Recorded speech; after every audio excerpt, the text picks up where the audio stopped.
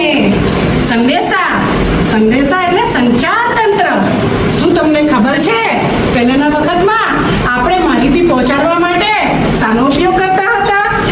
પહેલાના વખતમાં આદિમાનવ સંદેશા પહોંચાડવા ઢોલ નગારા વગાડતો હતો. ઢોલ નગારા વગાડીને દૂર દૂર સુધી રહેતા અને સગા સંબંધીઓને કોઈ પણ સમાચાર હોય એ આપી દેતો. ત્યાર પછી આગ વડે, તમે કહેશો આગ?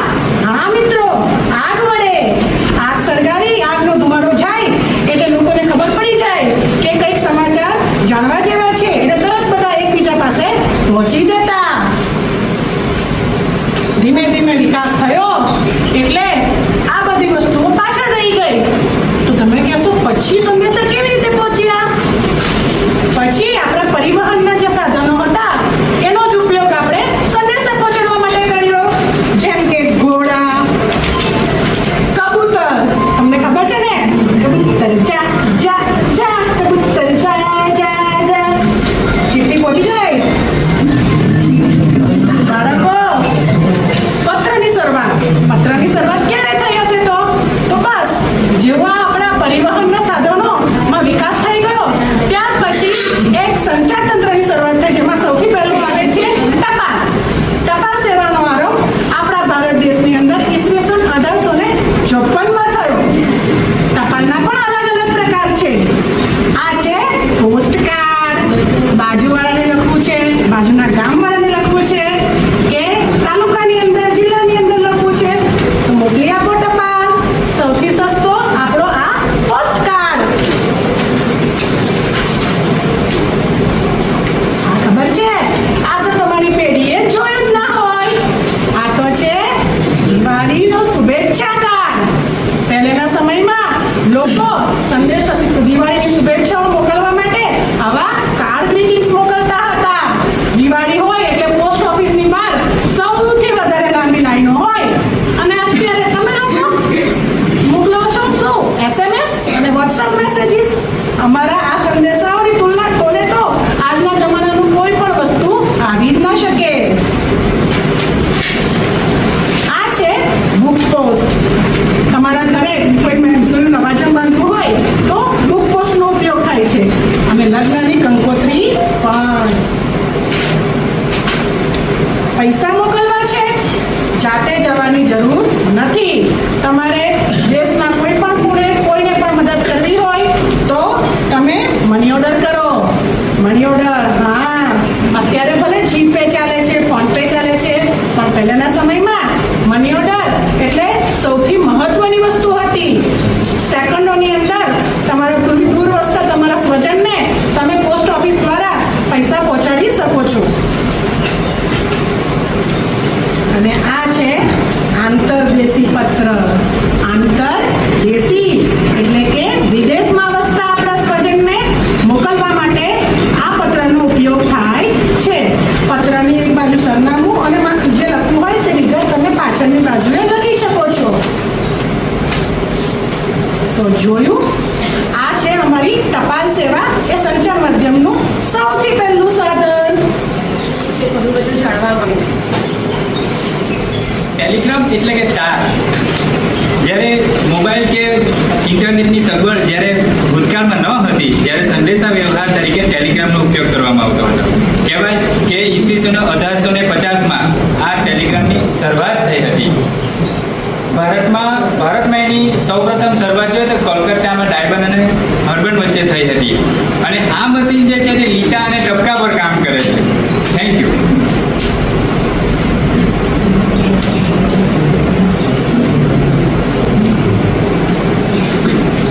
વર્તમાન પત્ર બધા જાણતા જ હશે. જે રીતના આપણે ટીવી કે ટેલિફોન પણ તમે લાઇટ જાય તો બંધ થઈ જાય, વર્તમાન પત્ર તમે આખો દિવસ તમે વાંચી શકો છો. જુદી જુદી ભાષાઓમાં સપાટા વર્તમાન પત્રોનો આપણે ઉપયોગ કરીએ છીએ. અને દેશ વિદેશના તમામ સમાચારો, દાખલા તરીકે તમે જુઓ મૃત્યુની નોંધ હોય, તારીખથી મારીને તિથિ, તમામ માહિતી તમને આમાં મળે છે. સાથે સાથે તમને વિવિધ જાહેરાતો હોય એની પણ તમને માહિતી પૂરી પાડે છે. એટલે આ અગત્યનું સંચાર માધ્યમનું સાધન છે વર્તમાન પત્ર.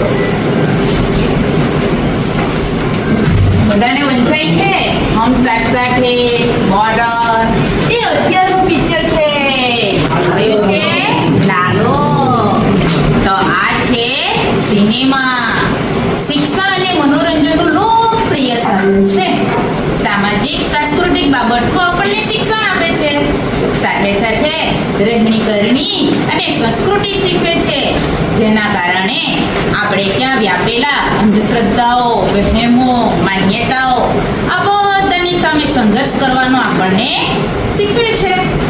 આખી દુનિયામાં આપણે જોઈએ તો ભારતમાં સૌથી વધુ ચલચિત્ર બને છે.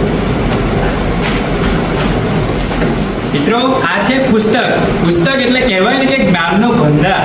કોઈ પણ વસ્તુ આપણે જાણવી હોય તો પુસ્તક પર સરળતાથી જાણી શકીએ છીએ. અને કહેવાય કે કોઈ પણ વસ્તુ જાણવી હોય તેને આપણે અત્યારે તો ઈ બુકનું ચલણ છે, તેના દ્વારા પણ આપણે જાણી શકીએ છીએ. Thank you. બાળકો, આ સાધનને તો તમે બધા ઓળખો જ છો.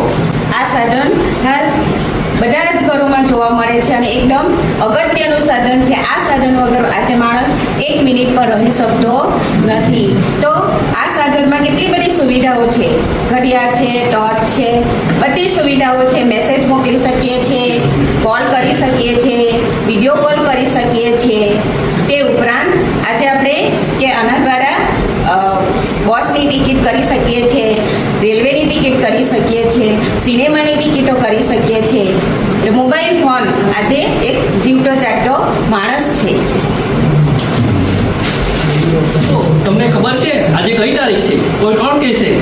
આજે 13મી ફેબ્રુઆરી, વિશ્વ રેડિયો દિવસ. આપણે તો ભૂલી જ ગયા રેડિયોને.